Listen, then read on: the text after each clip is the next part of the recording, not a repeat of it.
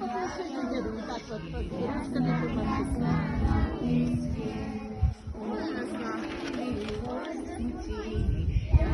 Можна ручки вверх підняти, помахати.